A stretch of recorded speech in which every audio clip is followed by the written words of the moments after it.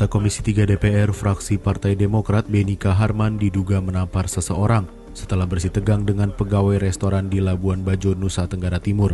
Aksi yang dilakukan Beni pun terekam kamera pengawas restoran. Beni dilaporkan dengan dugaan tindak kekerasan terkait peristiwa tersebut.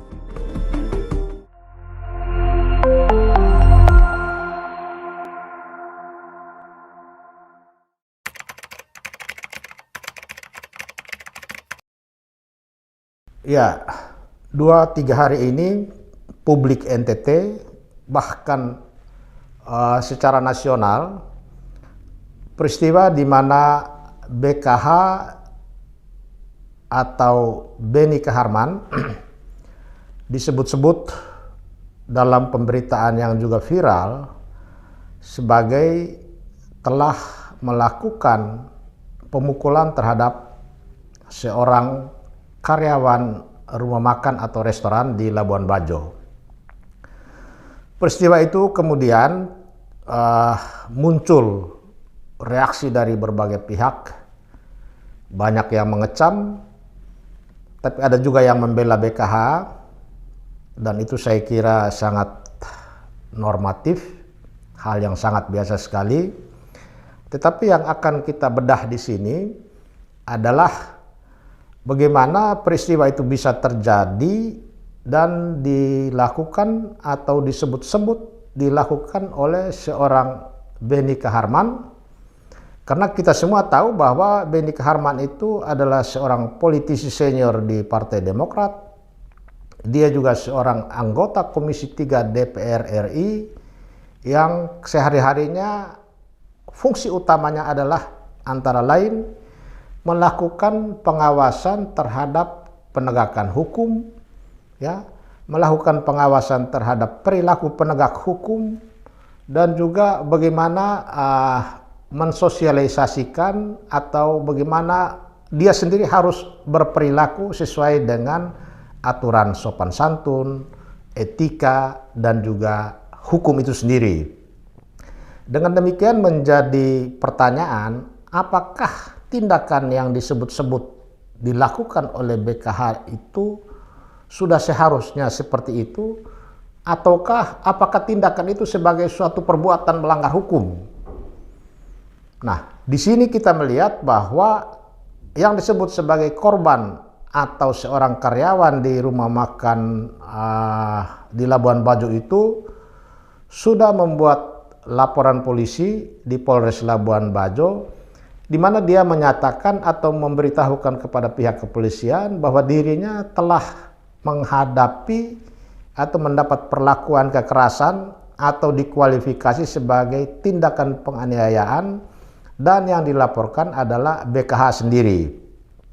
Nah, yang menjadi aneh, ya, BKH sangat reaktif, ya, menyikapi laporan dari seorang karyawan rumah makan, ya, terhadap dirinya itu dengan membuat rilis, ya, mengklarifikasi laporan bahwa telah terjadi penganiayaan itu dengan membantah bahwa apa yang terjadi di restoran itu sendiri adalah tindakan dia hanya menunjuk wajah si korban, ya, dengan permintaan agar pihak restoran itu memperlakukan tamunya dengan sopan santun.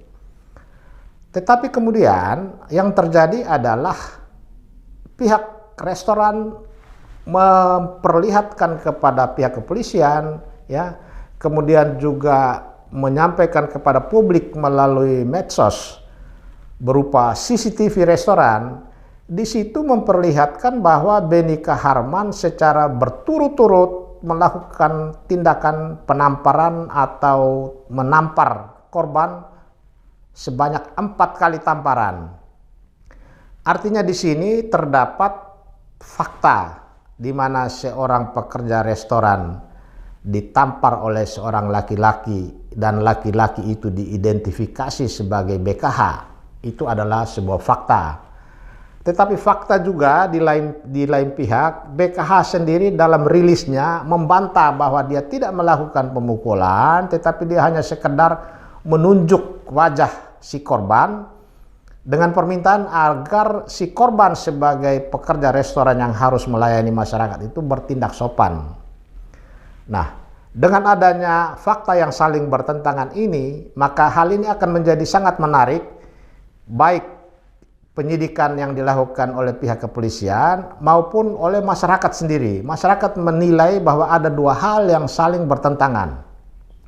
Di satu sisi, pihak korban memperlihatkan bukti rekaman CCTV bahwa BKH melakukan penamparan secara berturut-turut sebanyak 4 kali. Sementara di pihak lain BKH menyangkal dan menyatakan bahwa dia hanya menunjuk wajah korban dan memintanya untuk bertindak sopan. Nah, ini artinya dalam proses penyidikan, proses penyelidikan yang dilakukan oleh Polres Labuan Bajo harus bekerja secara profesional. Mengapa harus profesional? Karena Polres berhadapan dengan seorang BKH yang kita tahu dia adalah tokoh politik, dia punya kekuasaan sebagai anggota Komisi 3 DPR RI yang mengawasi pelaksanaan tugas penegakan hukum, dalam hal ini Polres Labuan Bajo. Jadi kita minta juga Polres Labuan Bajo tidak boleh ragu, ya, tidak boleh ada sikap ewu pekewuh karena dia adalah seorang anggota Komisi 3 DPR. Dan saya kira BKH sendiri tidak menginginkan penyidikan atau model penegakan hukum yang hanya tumpul ke bawah tetapi tajam ke atas. BKH sangat anti dengan model penegakan hukum yang hanya tumpul ke bawah dan hanya tumpul ke atas, tajam ke bawah. Nah, kebetulan dalam perkara ini BKH sendiri menghadapi, maka polisi jangan coba-coba, karena BKH ini adalah seorang anggota Komisi 3 DPR RI, sehingga polisi mengambil sikap akan membuat tumpul penyidikannya semata-mata demi melindungi BKH. Saya kira BKH sendiri harus melawan ini kalau polisi bersikap demikian. Karena BKH berkali-kali memperlihatkan sikapnya di rapat dengar pendapat dengan pimpinan Polri. Dia sangat mengkritik model penegakan hukum yang hanya tumpul ke atas, tajam ke bawah.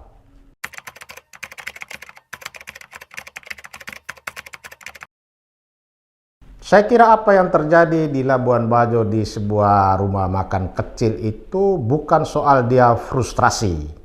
Saya malah melihat rata-rata anggota DPR kita menikmati model penegakan hukum di mana hukum hanya tajam ke bawah, tumpul ke atas, dan itu mereka nikmati. Jadi apa yang terjadi dengan peristiwa BKH melakukan disebut-sebut atau diduga melakukan penganiayaan, kemudian korban melapor ke polisi.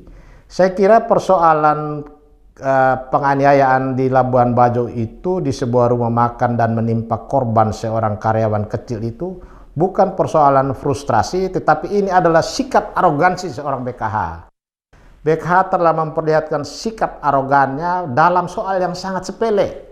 Ya, semua orang juga pasti mengalami apa yang dialami oleh BKH dan keluarganya kemarin. Ya, ketika kita masuk ke sebuah rumah makan, kita langsung mengambil tempat, kemudian ternyata tempat itu sudah dipesan oleh pihak lain. Rata-rata pelayan restoran atau pemilik restoran selalu menyampaikan kepada kita dengan permintaan maaf bahwa Pak, ini meja sudah dipesan oleh tamu yang lain, ya. Bapak, kami minta pindah ke meja yang lain. Dan itu sangat manusiawi, sangat biasa, dan itu adalah bagian dari sopan santun. Tetapi yang kita sesalkan, kenapa BKH punya reaksi yang sangat berlebihan dan emosional sampai terjadi peristiwa itu hanya karena permintaan untuk pindah meja. Jangankan pindah meja, sampai pindah ruangan pun itu adalah kewenangan dari manajemen restoran itu sendiri. Toh kita diminta pindah, bukan kita diusir dari situ. Inilah masalah yang akhir-akhir ini ya menjadi ramai dan diperbincangkan publik. Bahkan sampai publik membuat perbandingan. Ya, kalau Ustadz Abdul Somad masuk di Singapura, diusir, ya, ditolak untuk kembali lagi ke kampung halamannya hanya karena perilaku Ustadz Abdul Somad, maka apa yang terjadi dengan BKH di Labuan Bajo adalah BKH diminta meninggalkan meja yang dia duduk itu karena meja itu sudah ditempati, sudah dipesan terlebih dahulu oleh tamu yang lain. Ya, hanya soal pindah meja, reaksi BKH berlebihan. Reaksinya sama dengan reaksi Abdul Somad ketika ia ditolak masuk ke Singapura. Jadi ini sebetulnya ada fenomena di mana terjadi problem di bangsa ini soal etika berbangsa dan bernegara, ya. Hanya soal kecil etika hilang, hanya soal kecil moral menjadi hilang, lalu orang gaduh, ya, ajak berhantam, ya, main hakim sendiri, ya, merasa diri lebih kuat, lebih hebat dari yang lain, sehingga sopan santun, tata krama, ya, budi pekerti yang luhur semua itu diabaikan semua. Jadi kita ini sebetulnya sedang menghadapi krisis, ya, krisis perilaku sopan santun, krisis integritas, dan krisis macam-macam yang dihadapi atau yang dihidap oleh rata-rata pejabat publik, ya. Seperti kita lihat sekarang ini di NTT, pejabat-pejabat tidak segan-segan melakukan kekerasan terhadap bawahan, ya, kekerasan fisik, kekerasan verbal. Ya, gubernur marah-marah, gubernur dengan bupati, bupati dengan bawahan, ya, bupati memukul bawahan. Itu terjadi di beberapa kabupaten. Jadi sebetulnya fenomena mengenai kekerasan pejabat publik di NTT ini harus menjadi perhatian serius dari kita semua. Ya, persoalan perilaku keras dari mereka bukan persoalan frustrasi, tetapi itu adalah persoalan arogansi kekuasaan. Mereka hanya memperlihatkan kekuasaan dan kesombongannya, lalu dalam situasi tertentu mereka ingin menginjak-injak rakyat.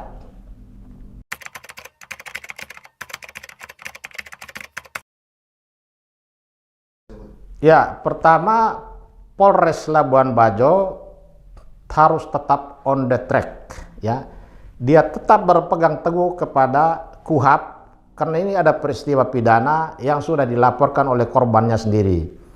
Sebagai peristiwa pidana yang sudah dilaporkan oleh korbannya sendiri, Polres wajib melakukan proses lebih lanjut, yaitu dengan memeriksa pihak korban, memeriksa saksi, memanggil dan memeriksa BHK dan keluarganya yang kebetulan ada di situ. Itu sikap yang harus dilakukan oleh Polres, dan Polres tidak boleh bertindak ragu-ragu. Polres harus mampu menghindari intervensi dari manapun, baik yang mencoba untuk menghalang-halangi penyidikan maupun intervensi yang mencoba untuk melakukan pemaksaan kepada Polri untuk mengusut BKH. Tidak boleh, biarlah polisi bekerja secara natural. Karena perkara ini adalah perkara yang menarik perhatian publik. Perkara ini menyangkut seorang BKH, sehingga biarlah polisi bekerja secara natural. Semua kita wajib mengawal agar tidak ada intervensi, baik yang bersifat untuk menghambat maupun bersifat yang mencoba mengkriminalisasi. Andai kata ini dipaksakan BKH harus begini, harus begitu, tidak boleh. Biarlah polisi bekerja dengan normal.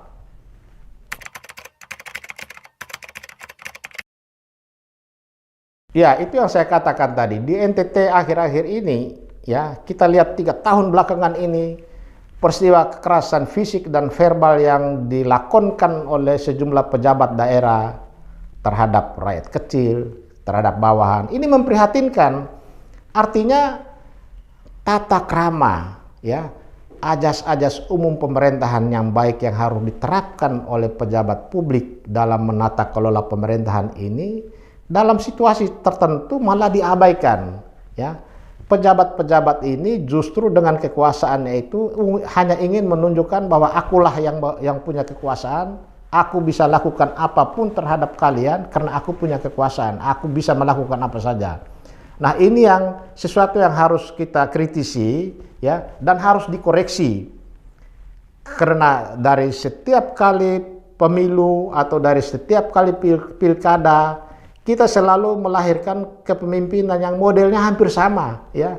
Di satu kabupaten dengan kabupaten yang lain kita dengar, kita baca di media, bupati memukul bawahan, bupati berkelahi dengan anggota DPR, ya, gubernur mengancam memukul bupati-bupati dan sebagainya.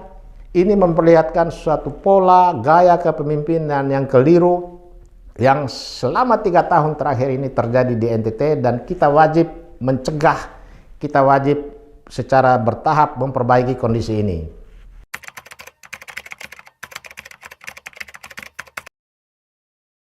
Nah, konsekuensi dari peristiwa pemukulan yang kemarin tentu harus dilihat dari 3 aspek, ya. Pertama, aspek tentang bagaimana kedudukan BKH sebagai seorang anggota DPR, ya. Dia di Komisi 3 DPR RI terkait peristiwa hukum, ya, terkait dengan terjadinya tindak pidana penganiayaan yang sudah dilaporkan. Tentu dari aspek hukum BKH akan menghadapi proses penyelidikan dan penyidikan mulai dari kepolisian, dan diharapkan perkara ini sampai kepada pengadilan. Nah, secara etika BKH akan menghadapi proses, ya, pemeriksaan mengenai perilaku etika, ya, karena dia anggota DPR, maka lembaga Mahkamah Kehormatan Dewan punya kewenangan untuk memeriksa BKH terkait dengan apakah tindakan yang terjadi di Labuan Bajo itu ada aspek-aspek yang menyangkut soal etika seorang anggota DPR. Itu yang kedua. Yang ketiga, terkait dengan dia selaku pimpinan Partai Demokrat. Kita tahu bahwa semua partai politik itu memiliki apa yang disebut sebagai mahkamah partai. Mahkamah partai ini antara lain tugas dan wewenangnya adalah memeriksa perilaku kader partai, baik terhadap sesama kader atau terhadap sesama pengurus partai, maupun dari kader partai atau pengurus partai terhadap masyarakat. Kita tahu dalam peristiwa penganiayaan atau pemukulan yang disebut-sebut atau diduga dilakukan oleh BKH di Labuan Bajo kemarin adalah menyangkut perilaku seorang pimpinan partai terhadap seorang anggota masyarakat. Karena itu sudah bisa dipastikan Mahkamah Partai Demokrat pun akan memproses persoalan ini untuk melihat apakah BKH melakukan pelanggaran etika di dalam Partai Demokrat atau tidak. Jadi ada 3 pintu masuk atau 3 instrumen yang akan diperhadapkan kepada BKH, yaitu secara hukum dia akan diperhadapkan dalam proses peradilan pidana melalui penyidikan di Polres Labuan Bajo. Secara etika karena dia anggota DPR, dia akan menghadapi proses di majelis Mahkamah Kehormatan Dewan di DPR RI, dan sebagai kader partai dia akan diperhadapkan kepada proses di Mahkamah Partai Politik.